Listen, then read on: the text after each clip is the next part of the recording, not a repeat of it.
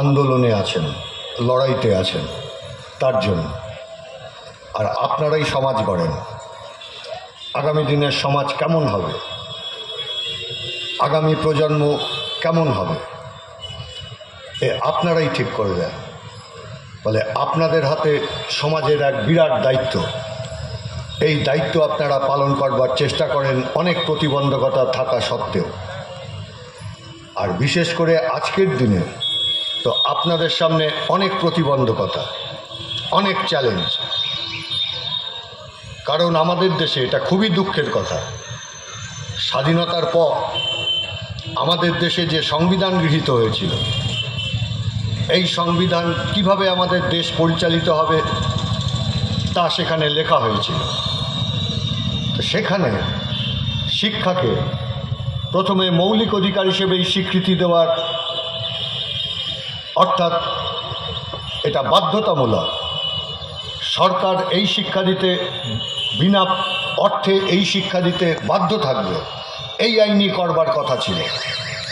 কিন্তু সদ্য স্বাধীন সরকার তারা অনুরোধ করে যে সবে দেশ স্বাধীন হয়েছে, দীর্ঘদিন ধরে ব্রিটিশরা আমাদের দেশে সব সম্পদ লুটপাট করে নিয়ে গেছে, এই দেশকে গোছাতে আমাদের একটু সময় লাগবে, কিন্তু আপনারা সংবিধানে লিখুন, নিশ্চয়ই লিখবেন, অন্তত 14 বছর বয়স পর্যন্ত লেখাপড়ার নৈতিক দায়িত্ব এবং অর্থনৈতিক দায়িত্ব এটা সরকারেরই নেওয়া উচিত। অর্থাৎ ঔচিত্যবোধে থাকলো মাত্র 10 বছরের মধ্যে সব শিশুকে লেখাপড়ার আওতার মধ্যে নিয়ে আসবার কথা আমাদের দেশের সংবিধানে লেখা হয়েছিল। এটাকে আপনারা অনেকেই জানেন বলে নির্দেশাত্মক নীতি। কিছু আছে মৌলিক অধিকার আর কিছু আছে ঔচিত্য বোধের থেকে। তো শিক্ষাকেও সেরকম রাখা হয়েছিল, কিন্তু 10 বছরের মধ্যে করার কথা থাকলেও তা হয়নি। আরও 10 বছর বাড়ান, আবারও 10 বছর বাড়ায়, এইভাবে চলতে থাকে। এবং আমাদের দেশে অসংখ্য শিশু কিশোর তারা লেখাপড়ার আওতার বাইরে ছিল। একটা জাতি কখনো এগোতে পারে নাকি শিক্ষা ছাড়া? বিজ্ঞান প্রযুক্তি এগোবে কি করে? সাহিত্য এগোবে কি করে? সমাজ গঠন এগোবে কি করে? প্রযুক্তিবিদ্যা, মেডিকেল বিদ্যা এসব এগোবে কি করে যদি একটা দেশের সবাই শিক্ষিত না হয়? এমনকি একটা দেশের গণতন্ত্র সফল হতে পারে না যদি না সেই দেশে শিক্ষা বিস্তার ঘটানো যায়। মানুষের মধ্যে তো অধিকার বোধটা জাগিয়ে তুলতে হয়, এই চেতনা তৈরি করতে হয়, আর এই চেতনা তৈরি করে শিক্ষা, অন্য কিছু এটা পারে না। ফলে মানুষকে কেবল অধিকার দিলেই হয় না, সেই অধিকার রক্ষা করতেও তাকে শিক্ষা দিতে হয়। এই জন্যেই যে কোনো দেশে পৃথিবীর শিক্ষা দান এর দায়িত্ব সরকারের। কিন্তু এখন এক অদ্ভুত সময়ের মধ্যে আমরা এসেছি, কি দিল্লির সরকার কি এখানকার সরকার, দুজনেই বলছে আমরা কোনো লেখাপড়ার দায়িত্ব নেব না। তো কে নেবে লেখাপড়ার দায়িত্ব? বলছে বেসরকারি ক্ষেত্রে লেখাপড়া করবে। তা কজন ভর্তি হতে পারবে বেসরকারি ক্ষেত্রে? এত হাজার হাজার টাকা খরচা করে কজন তার ছেলে মেয়েকে লেখাপড়া করতে পারবে? আর সরকারি স্কুলগুলোর কি চেহারা? এখানে তো মাস্টারমশাই দিদিমণিরা বসে আছেন, তারা আমার চাইতে অনেক ভালো জানেন, কারণ এর মুখোমুখি তাদের প্রতিদিনই হতে হচ্ছে। এই যে বামফ্রন্ট যখন প্রথম এসেছিল, বামফ্রন্ট এসে বলছিলেন এখানে এবিটি এর সম্পাদক অবৈতনিক করেছিল। কেন করেছিল? কারণ আমি আমার অভিজ্ঞতায় দেখেছি, অতীতে যখন প্রাথমিক স্কুলে পড়ি, সেই প্রাথমিক স্কুলে আমার সঙ্গেই পড়তো, কিন্তু সে লেখাপড়া ছেড়ে দিতে বাধ্য হয়েছিল। তার কারণ তার বাড়ির অবস্থা এমন ছিল না যে টিউশন ফি দেবে, ফলে লেখাপড়া ছেড়ে দিতে হয়েছিল। এরকম কত আমার বন্ধুবান্ধবকে হারিয়েছি, অন্তত যতদিন না পর্যন্ত বিনা বেতনে লেখাপড়ার ব্যবস্থা বামফ্রন্ট 77-এ এসে তারপর চালু না করে। তো এই জন্যেই তো এত স্কুল করা। প্রথম যখন বামফ্রন্ট আসলো তখন তো পঞ্চায়েত বলে কিছু ছিল না, বাধ্যতামূলক পঞ্চায়েতের আইনও ছিল না। আর সরকার যে পঞ্চায়েতকে অর্থ দিতে বাধ্য থাকবে সেই আইনও আমাদের দেশে ছিল না। প্রথম আমাদের রাজ্যেই সেই আইন আমরা তৈরি করি। ইউনিয়ন বোর্ড এসব ছিল বটে, কিন্তু তার আইনগত বিশেষ ভিত্তি ছিল না। প্রথম বামফ্রন্টে সেই এইটা করে। ৭৮-এ পঞ্চায়েতের নির্বাচন হয়। তা পঞ্চায়েতের নির্বাচনের সময় তারপরেও অনেকে বলেছেন যে আপনারা এত স্কুল করছেন, এত কলেজ করছেন, সব অর্থ তো ওখানেই খরচা করছেন, তা একটু রাস্তাঘাটের জন্য আপনারা খরচা করুন, স্কুল কলেজ পরে করবেন। আমরা হাত জোর করে মানুষকে তখন বুঝিয়েছিলাম এটা ঠিক, রাস্তাঘাট নেই, গ্রামেও নেই, শহরেও খারাপ। এই রাস্তাঘাট দিয়ে চলতে গেলে হোঁচটকে পড়তে পারেন, এমনকি আপনার হাতও ভেঙে যেতে পারে। কিন্তু আপনার ছেলে মেয়েরা যদি লেখাপড়া না করে তাহলে তার মেরুদণ্ডটাই ভেঙে যাবে, সোজা হয়ে কোনো দিন দাঁড়াতে পারবে না। আগে মেরুদণ্ড সোজা করবার কাজটা আমাদের করতে দিন।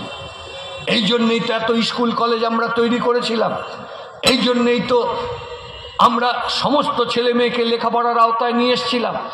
এমনকি বয়স্ক সাক্ষরতাও আমরা করেছিলাম, যে যাদের বয়স হয়ে গেছে, এখন আর স্কুলে যাওয়ার বয়স নেই, তারা কি লেখাপড়া করতে পারবেন না? তারা কি বাজারে গিয়ে হিসেব করতে পারবেন না? অন্তত পক্ষে ন্যূনতম লেখাপড়াটা তাদের হোক।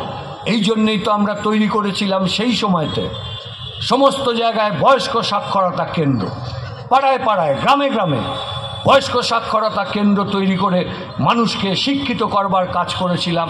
এই জন্যে আমাদের ইউনেস্কো থেকে পর্যন্ত পুরস্কার দিয়েছিল। গোটা ভারতবর্ষের মধ্যে সবচেয়ে পিছিয়ে থাকা ছিল একটা সময় শিক্ষায় পশ্চিমবঙ্গ। ৬৬% মানুষ লেখাপড়াই করত না, ৪৪% মানুষ। তো সব মানুষকে এর আওতায় নিয়ে আসবার জন্য এই পরিশ্রম করতে হয়েছে। কত শিক্ষক শিক্ষিকা, তখন তো শিক্ষকের সঙ্গে কেউ এমনকি বিয়ে দিতে চাইতো না, এত কম মাইনে ছিল। তা বামফ্রন্টি এসে তো এসব পাল্টালো। শিক্ষকদের যদি আমরা মর্যাদা না দিই, শুধু সামাজিক মর্যাদা দিলেই হবে, অর্থনৈতিকভাবে মর্যাদা দিতে হবে, তো তবেই তো ভালো ভালো ছাত্রছাত্রীরা তারা সব স্কুল কলেজের শিক্ষক হবেন। সেই জন্যেই আমরা গোটা ভারতবর্ষের মধ্যে প্রথম আমরা এখানে যে বেতন ক্রম চালু করেছিলাম, পরে গোটা দেশে ধীরে ধীরে তা চালু হয়েছে, অন্যান্য অনেক রাজ্যেও ধীরে ধীরে তা চালু হয়েছে। আমরা সামাজিক মর্যাদা দিয়েছিলাম, অর্থনৈতিক মর্যাদা দিয়েছিলাম। কেন? যাতে ভালো করে লেখাপড়া হয়, পরবর্তী প্রজন্ম তারা যাতে ভালো করে লেখাপড়া শিখে একটা নতুন পশ্চিমবঙ্গ তৈরি করতে পারে। তার কারণ কলকারখানা করলেই তো হবে না, আর কৃষকেরাতে বর্গার জমি তুলে দিলেই হবে না। চাষ করবার জন্য উন্নত প্রযুক্তি তাকে শিখতে হবে। তা লেখাপড়া না জানলে উন্নত সার কিভাবে ব্যবহার করবে, উন্নত প্রযুক্তি কিভাবে ব্যবহার করবে? কলে কারখানায় শিক্ষিত শ্রমিক আমরা কোথা থেকে পাবো? ওই জন্য অত ITI আমরা তৈরি করেছিলাম, যে আমাদের এখানে যেন কোনোভাবে কখনো শিক্ষিত শ্রমিকের অভাব আমাদের রাজ্যে না হয়। এই জন্যেই তো প্রথমে আমাদের কৃষিতে এত সাফল্য আসলো। আমরা আলু চাষে প্রথম হলাম, ধান চাষে প্রথম হলাম, এসব তো ছিল না পশ্চিমবাংলায়। তারপর যখন কৃষিটা অনেকটা আমরা গোছাতে পারলাম, শিল্পে আমরা হাত দিলাম। অনেক প্রতিবন্ধকতা ছিল, কিন্তু আমাদের এখানে দলে দলে লোক শিল্প করতে আগ্রহ প্রকাশ করলো। কেন? কারণ পশ্চিমবাংলায় রাজনৈতিক স্থিতি ছিল, পশ্চিমবাংলাতে শিক্ষিত যুবক যুবতীরা ছিল, এই জন্যে তাদের শ্রমিক কর্মচারী পেতে সুবিধা হচ্ছিল। আর পশ্চিমবাংলায় মানুষের হাতে পয়সা ছিল, অর্থাৎ গুজরাট থেকে কোনো জিনিস এখানে পাঠাবার যা খরচ, তার চাইতে বম্বের চেয়ে যা খরচ, তার চাইতে এখানেই কারখানা করি, এখানে ভালো শিক্ষিত শ্রমিক পাওয়া যাবে, রাজনৈতিক স্থিতাবস্থা আছে, আর এখানে ওইসব গোলমাল নেই। কিন্তু শ্রমিকের অধিকার থাকতে হবে, শ্রমিককে ইচ্ছা মতো খাটানো যাবে না। যা দেশের আইন কানুন আছে তাই মেনে তোমাদের শিল্প কলকারখানা করতে হবে। তা মেনেই তো এতগুলো শিল্প কলকারখানা এসেছিল আমাদের রাজ্যে। কিন্তু দুঃখের কথা, এই গত 14 বছরে নতুন কলকারখানা তো দূরের কথা, পুরনো কলকারখানা সব এই রাজ্য ছেড়ে চলে গেল। লেখাপড়ার কি অবস্থা হয়েছে? আগে একটা সময় সরকারি স্কুলগুলোতে ভর্তি করবার জন্য নিজের ছেলে মেয়েদের কত মানুষ আমাদের কাছে আসতেন, তখন আমরা সব জনপ্রতিনিধি ছিলাম যে আমার ছেলেটাকে বা আমার মেয়েটাকে ভর্তির একটু ব্যবস্থা করে দিন এই স্কুলে অথবা ওই কলেজে। আর আজকে চেহারা দেখুন আপনি, সরকারি স্কুলে ছাত্রছাত্রী নেই, সরকারি প্রাইমারি স্কুলে ছাত্রছাত্রী নেই। কি করতে পাঠাবেন একজন অভিভাবক? সেখানে তো শিক্ষক শিক্ষিকাই নেই। এই যা চলছে, যা 14 বছর ধরে সরকার, এটা শিক্ষক নিয়োগ করতে পারে না। আমাদের সময় তো কত শিক্ষক নিয়োগ হয়েছে, লক্ষাধিক লক্ষ লক্ষ শিক্ষক শিক্ষিকা নিয়োগ হয়েছেন। স্কুল সার্ভিস কমিশনেরই কত পরীক্ষা হয়েছে, কখনো তো অভিযোগ হয়নি। কত বিরোধী দলের যারা সমর্থক তারাও শিক্ষক শিক্ষিকা হয়েছেন, খুব যোগ্য শিক্ষক শিক্ষিকা তারাও হয়েছেন। কত লোক তো আমাদের বিরোধী, তারাও শিক্ষক শিক্ষিকা হয়েছেন, তারাও সব স্কুল কলেজের কর্মচারী হয়েছেন। অসুবিধা তো কিছু হয়নি, সবাই মিলে তো শিক্ষা দানের ব্যাপারটা করতে হয়। এই জন্যেই আমরা আইন অনুযায়ী চলেছিলাম। আর এদের অবস্থা দেখুন, শিক্ষক নিয়োগ করতে যায় তাতেও তারা চুরি করে। এ কি চুরি করে না মাঝে মধ্যে, আমি তো এইটাই ভাবি। তৃণমূল, এসব কথা আমি তৃণমূলের কাউকে দুঃখ আঘাত দেওয়ার জন্য বলছি না, ভেবে দেখবার জন্য আমি বলছি যে কি চেহারা। এ তৃণমূল এক অদ্ভুত পার্টি, এরা চাকরিও খেয়ে নেয়, চাকরির ঘুষও খেয়ে নেয়। কি খায় না তৃণমূল? এখানে যারা উপস্থিত আছেন, যাই আপনার রাজনৈতিক সমর্থন থাকুক না কেন, যে রাজনৈতিক দলের প্রতি, সবাই সব কিছু খাই আমরা। কেউ আমিষ, কেউ নিরামিষ। আবার যিনি আমিষ তিনি মাছ খেলে মাংস খান না, মাংস খেলে এই মাংস খান, ওই মাংস খান না। আবার যিনি নিরামিষ কুমড়ো খেলে আলু খান না, আলু খেলে পটল খান না। প্রত্যেক মানুষের কিছু বাছবিচার থাকে, কিন্তু তৃণমূলের দিকে তাকান, এদের কোনো বাছবিচার নেই। এরা চাকরিও খেয়ে নিচ্ছে, আবার আমফানের ট্রিপলও খেয়ে নিচ্ছে, স্কুলের ইট বালি রডও এরা খেয়ে নিচ্ছে, যেখানে যা পাচ্ছে লুটে পুটে খেয়ে নিচ্ছে। এ কোন সমাজ আমরা তৈরি করছি? শিক্ষক নিয়োগে যারা দুর্নীতি করে, যেখানে নীতিবোধ তৈরি হবে, যেখানে নৈতিকতা তৈরি হবে মানুষের, সেইখানে চরম দুর্নীতি। এ ভারতের কোনো রাজ্য দেখাতে পারবেন? এক মধ্যপ্রদেশে বিজেপির একটা সরকার, সেই সরকারের সময় ব্যাপক কেলেঙ্কারি এই শিক্ষক শিক্ষিকা নিয়োগ আর সরকারি কর্মচারী নিয়োগের ক্ষেত্রে হয়েছিল। এ তো তাকেও ছাড়িয়ে গেছে, তার চাইতেও মারাত্মক। একটা গোটা দপ্তর জেলে, মন্ত্রী জেলে, আমলা জেলে, অফিসার জেলে, অধ্যাপক জেলে, এক অদ্ভুত ব্যাপার। সব শুদ্ধ জেলে ঢুকে গেল, তাও তো তদন্ত হলোই না। এদের মাথা যে সে জেলের বাইরে মাতব্বরি করছে, এদের মাথাকে তো ধরলো না। তার কারণ দিদি মোদি বোঝাপড়া হয়ে গেছে ওইদিকে, সেই জন্যে মাথারা সব বেঁচে গেল, তারা তো বাইরেই ঘুরে গেল। মাঝে মধ্যে সিবিআই ডাকে, চা কফি খাইয়ে আবার বাড়ি পাঠিয়ে দেয়। তার কারণে এদের সব বোঝাপড়া হয়ে গেছে।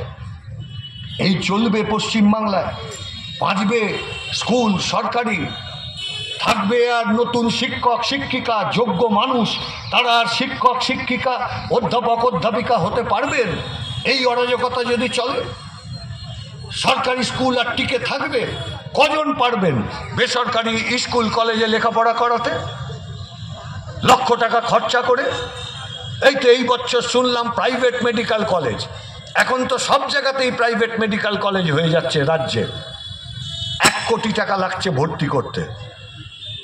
আপনার সন্তান কত নম্বর পেয়েছেন এটা বড় কথা না, আপনার সন্তান জয়েন্ট এন্ট্রান্স এক্সামিনেশনে কত ভালো র্যাঙ্ক করেছে এটা বড় কথা না। বড় কথা হচ্ছে আপনার 1 কোটি টাকা আছে কি নেই। এই তো এখানে বসে আছেন অধ্যাপক পার্থ বিশ্বাস, যাদবপুর বিশ্ববিদ্যালয়ের স্বনামধন্য অধ্যাপক। ওকে গোটা দেশের সমস্ত ইঞ্জিনিয়াররা চেনে। আমরাও তো সব ওই সময়ের ছাত্র ছিলাম। কোথায় এই চেয়ারা তো ছিল না, সব বোধহয় 10 টাকা না 12 টাকা মাইনে ছিল না, হ্যাঁ 20 টাকা। ওরা ইঞ্জিনিয়ারিং পড়তো তাই ওদের 20 টাকা ছিল, আমাদের ছিল 10 টাকা না 12 টাকা। এই তো ছিল চেহারা। আর আজকে কোটি টাকা। এখন ইঞ্জিনিয়ারিং পড়তে গেলে প্রাইভেটে লক্ষ লক্ষ টাকা লাগছে।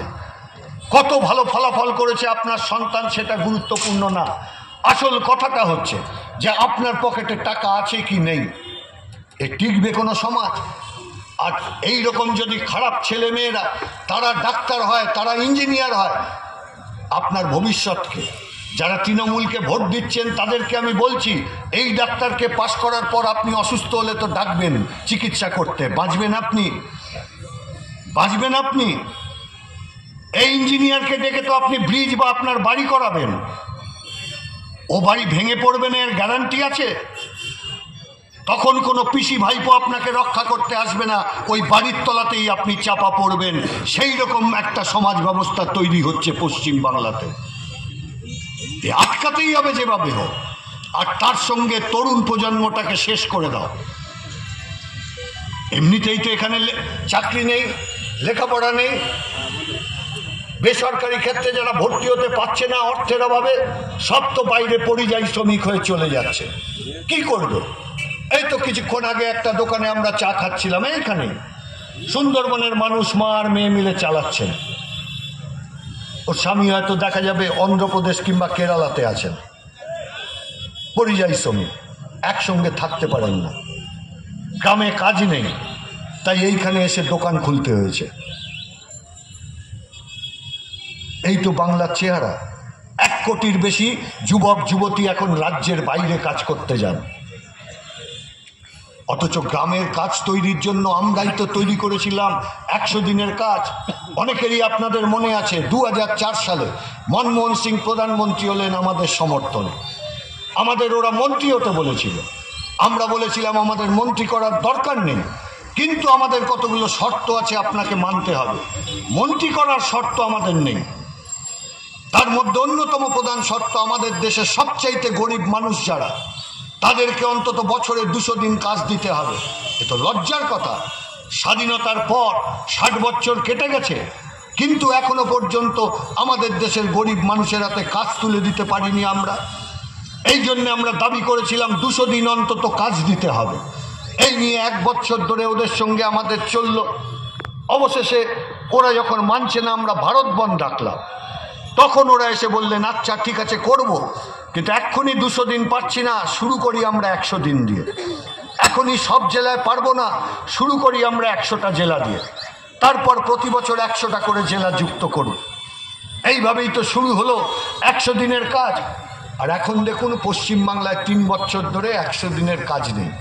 তো গ্রামের লোক কাজ পাবেনটা কোথায়? কেন নেই? তৃণমূলের লোক টাকা চুরি করেছে। তো চুরি করেছে তো জেলে ঢোকাও। যে চুরি করলো তার সঙ্গে তুমি প্রধানমন্ত্রী মিটিং করো, সেই পিসি ভাইপোকে তুমি বাঁচিয়ে রাখো।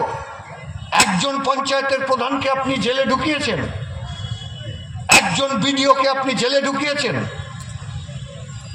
একজন ব্লকের সভাপতিকে আপনি জেলে ঢুকিয়েছেন, কারুর বিরুদ্ধে তো কোনো ব্যবস্থা নিলেন না। অথচ গরিব মানুষের কাজ কেড়ে নিলেন আপনি টাকা বন্ধ করে দিয়ে। কার শাস্তি, কাকে শাস্তি দিলেন? চোরেদের শাস্তি দিলেন না সৎ মানুষ যারা খেটে খায় তাদেরকে শাস্তি দিলেন? এ মুদ্রার এপিট আর ওপিট। এরা দুজনেই চায় না গরিব মানুষের হাতে সরকারি টাকা যাক। সরকারি টাকা এখানে পিসি ভাইপো লুটবে আর ওখানে আদানি আম্বানি লুটবে। এক অদ্ভুত দেশ তৈরি হয়েছে। দেশটা কার? এই দেশের 140 কোটি মানুষের নাকি 2-4টে ধনী লোকের? কার দেশ? উত্তর দিতে হবে তো দেশের প্রধানমন্ত্রীকে। আপনি বলছেন লেখাপড়া শেখানোর জন্য সরকারি টাকা নেই, আপনি বলছেন নতুন সরকারি স্কুল কলেজ বিশ্ববিদ্যালয় করবার জন্য আপনার সরকারের টাকা নেই, অথচ এই রকম মাত্র 1000 লোকের জন্য 140 কোটির মধ্যে 1000 অতি ধনী যারা, তাদের জন্য আপনার সরকার 14 বছরে 10.5 লক্ষ কোটি টাকা ট্যাক্স ছাড় দিয়েছে। 1000 ধনীর জন্য আপনার সরকার 10.5 লক্ষ কোটি টাকা খরচ করতে পারে, আর এই দেশের 100 কোটি গরিব জনতা, তাদের জন্য কাজের ব্যবস্থা, তাদের জন্য লেখাপড়ার ব্যবস্থা আপনার সরকার করতে পারে না। তখন টাকা নেই। কার জন্য সরকার আপনাদের?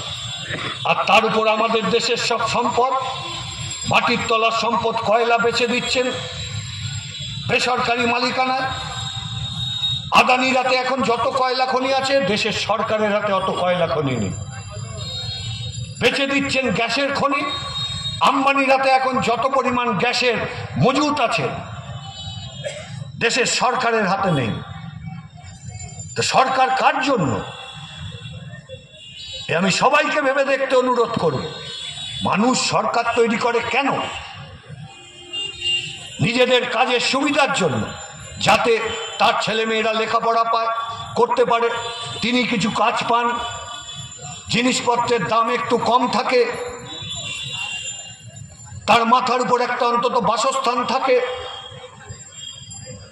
একটু যাতে সস্তায় জামা কাপড় কিনতে পারেন। এইগুলোই তো সরকারের কাজ। রাস্তাঘাটটা যাতে হয়, জলের কল যাতে থাকে, এই জন্যই তো মানুষ সরকারকে নির্বাচন করে। আর আমাদের দেশে তো গণতন্ত্র। মানুষকে এই জন্যে সরকার তৈরি করে যে সব সরকারি সম্পদ বেচে দাও। মানুষকে এই জন্যে সরকার তৈরি করে পঞ্চায়েতের টাকা চুরি করো। মানুষকে এই জন্যে সরকার তৈরি করে পৌরসভার টাকা চুরি করো, বালি পাচার করো, কয়লা পাচার করো, সোনা পাচার করো। তার জন্য মানুষ সরকার তৈরি করে। কেউ করেন যিনি তৃণমূলকে ভোট দেন তিনিও কি চুরি চামারি এইসব করবার জন্য তৃণমূলকে ভোট দেন? যিনি বিজেপিকে ভোট দেন তিনিও কি তার জন্য বিজেপিকে ভোট দেন? দেন না তো। কাজের জন্য এদেরকে ভোট দেওয়ার কথা। কি কাজ হচ্ছে গোটা দেশে? স্কুল কলেজ উঠে যাচ্ছে, শিক্ষক শিক্ষিকা নিয়োগ নেই, বেকার যুবকের হাতে কাজ নেই, কৃষকের ফসলের দাম নেই, 100 দিনের কাজ নেই, দেশের কয়লা খনি বিক্রি হয়ে যাচ্ছে, ধনী লোককে 10.5 লক্ষ কোটি টাকা উপহার দিচ্ছ, আর সাধারণ মানুষ পেট্রোল ডিজেলের দাম বেড়েই চলেছে। সাধারণ মানুষের জিনিস সবজির দাম বেড়েই চলেছে। এই মমতা বন্দ্যোপাধ্যায় মিছিল করেননি 2011 সালের শুরুর দিকে? চালের দাম 13 টাকা, খাবো কি? বুদ্ধবর্চার জবাব দাও। আজকে তো সেই চাল 65 টাকা করে কিনছেন। যিনি তৃণমূলকে ভোট দেন তার জন্য 65 টাকা দাম। এই শুধু বামপন্থীদের জন্য 65 টাকা দাম, আর তৃণমূল বিজেপির জন্য 13 টাকা দাম তা তো নেই। এরা লুট যখন করে সব মানুষকে লুট করে। এই যে হিন্দু মুসলমান করে মানুষকে ভাগ করছে, তা চালের দাম যখন 13 টাকা থেকে 65 টাকা হয়, হিন্দুর জন্য এক দাম আর মুসলমানের জন্য এক দাম, এটা হয় নাকি? পেট্রোল ডিজেলের দাম যখন হু হু করে বাড়ে, গ্যাসের দাম যখন হু হু করে বাড়ে, তখন কি হিন্দুর জন্য কম দাম থাকে নাকি? লুট যখন এরা করে, হিন্দু মুসলমান নির্বিশেষে লুট করে। এটাই হচ্ছে ধনীদের চরিত্র। আর সেই ধনীদেরই দুটো সরকার চলছে আমাদের সামনে। আমি এই জন্যে এবিটি এর সমস্ত শিক্ষক শিক্ষিকাকে ধন্যবাদ জানাবো, অভিনন্দন জানাবো যে তারা এর বিরুদ্ধে লড়াই করছেন। আক্রমণ আছে আপনাদের উপর জানি আমরা, কারণ সরকারি শিক্ষাক্ষেত্র এমন এমন সব লোক কলেজের গভর্নিং বডির চেয়ারম্যান হয়েছে, পারলে টিপ ছাপ দেয়। আরে ইংরেজি তো ছেড়ে দিন, বাংলায় পর্যন্ত সার্কুলার করলে বলে পড়ে দিন। তারা হয়ে বসে আছেন কলেজের গভর্নিং বডির মেম্বার আর স্কুলের ম্যানেজিং কমিটির সভাপতি। এই দিয়ে কখনো রাজ্যের লেখাপড়া হবে? এরা তো স্বাভাবিক, স্কুল বিল্ডিং মানে ওদের কাছে আরো নতুন ছেলে মেয়ে ধরে আনা না। স্কুল বিল্ডিং মানেই আমি কাঠমারি খেতে পারবো কিনা, কলেজে বিশ্ববিদ্যালয়ে ভর্তি মানে আমি অ্যাডমিশনের সময় পয়সা ঘুষ খেতে পারবো কিনা। এ কোন সমাজ তৈরি করছি আমরা? সেই জন্যই সব মানুষের কাছে আবেদন, এ দায় শুধু একা বামপন্থীদের না। জিনিসের দাম বাড়লে সব মানুষের উপর আঘাত আসে, আইন শৃঙ্খলার বিপদ ঘটলে সবার উপর বিপদ আসে। মহিলাদের উপর আক্রমণ হলে শুধু কি বামপন্থীদের উপর আক্রমণ হয়? যারা তৃণমূল বা বিজেপির সমর্থক তারা আক্রান্ত হচ্ছেন না? তাদের উপরও তো আক্রমণ হচ্ছে। তৃণমূলের হাতে মার খাচ্ছে না? যত তৃণমূল এই রাজ্যে গত 14 বছরে খুন হয়েছে, সবাই তো তৃণমূলের দ্বারাই খুন হয়েছে। তৃণমূলকে খুন করে। অনেকে ভাবেন অভিভাবকরা, এই তো 12 ক্লাসও পাশ করে আমার ছেলেটা বা মেয়েটার কি করবে এখন, কিংবা গ্র্যাজুয়েট হয়ে কোনো কাজ নেই কি করবে এখন, সিন্ডিকেটে নাম লিখিয়েছে, নাম লেখানোর পর মোবাইল পেয়েছে সিন্ডিকেট থেকে, একটা বাইকও পেয়েছে, ভোটের সময় একটু মস্তানি করে দেয়, আর সারা বছর ধরে সিন্ডিকেটের হয়ে তোলাবাজি করে। যাই হোক, আমার সংসার তো চলছে। দেখছেন না তৃণমূলের হাতে তৃণমূল কিভাবে খুন হচ্ছে সিন্ডিকেটের ঝগড়ায়, বকরা নিয়ে মারপিটে। আপনি নিজের সন্তানকে তার হাতে তুলে দিচ্ছেন, এ গ্যারান্টি আছে আপনার সন্তানের লাশ আগামীকাল আপনার বাড়ির দোরগোড়ায় পড়ে থাকবে না? এ নিশ্চয়তা দিতে পারেন? একটা গোটা যুব প্রজন্মকে নষ্ট করে দেওয়া হচ্ছে। মদ ঢুকিয়ে দাও, সাট্টা ঢুকিয়ে দাও, লটারি ঢুকিয়ে দাও, প্রকাশ্য রাস্তায় পাড়ার মধ্যে মদ খাও, টনটিটকিরি করো। অন্ধকারের পর কোনো মহিলা বেরোতে পারছেন না রাস্তায়, আর কোনো বিচার নেই। এরাই থানা কন্ট্রোল করছে, এরাই সরকার। এই অবস্থা তো পাল্টাতে হবে। এই পাল্টানোর তাই কি একা শুধু বামপন্থীদের? সব মানুষকে মিলে ঐক্যবদ্ধ হতে হবে। কেউ যাতে আমাদের ঐক্যকে জাত ধর্মের নামে ভাঙতে না পারে, ভাষার নামে ভাঙতে না পারে। কেউ যেন সাধারণ মানুষের ঐক্যকে টুকরো না করতে পারে। সেই জন্যেই আমি আবেদন করব সবার কাছে, সবাই মিলে ঐক্যবদ্ধ হয়ে আসুন। আপনার পরবর্তী প্রজন্ম, আপনার সন্তান সন্ততি, তার লেখাপড়ার জন্য, তার কর্মসংস্থানের জন্য আসুন আমরা সবাই ঐক্যবদ্ধ হই। আপনার পাড়া স্কুলটা আবার যাতে ভালো করে প্রচুর ছেলে মেয়ে, প্রচুর শিক্ষক শিক্ষিকা মধ্য দিয়ে আবার নতুন কলরবে আবার যেন সেখান থেকে ভেসে আসে। আপনার পঞ্চায়েতে আপনার প্রাপ্য টাকা যাতে চুরি না হয়, আপনার আবাস যোজনার মাথার ছাদ পাতার জন্য কাউকে যাতে 20,000 টাকা ঘুষ নিতে না হয়, 50,000 টাকা ঘুষ দিতে না হয়, এমন একটা বাংলা আমরা তৈরি করি যে বাংলায় শিল্প, কল কারখানা, চাষাবাদ, ব্যবসা বাণিজ্য, লেখাপড়া, আইন শৃঙ্খলা, মহিলাদের সম্মান, এই সমস্তই অটুট থাকবে। সেই রকম একটা বাংলা গলার লড়াইতে সবাই নিশ্চয়ই ঐক্যবদ্ধ হবেন। ওরা শিক্ষক শিক্ষিকারা সবাইকেই ঐক্যবদ্ধ করে একটা নতুন সমাজ গড়বার কাজ ওরা করছেন, তার জন্য তাদের ধন্যবাদ। আর ওদের এই সম্মেলন করবার জন্য আপনারা যারা সাহায্য সহযোগিতার হাত বাড়িয়ে দিয়েছেন, আপনাদের সবাইকেও ধন্যবাদ। নমস্কার।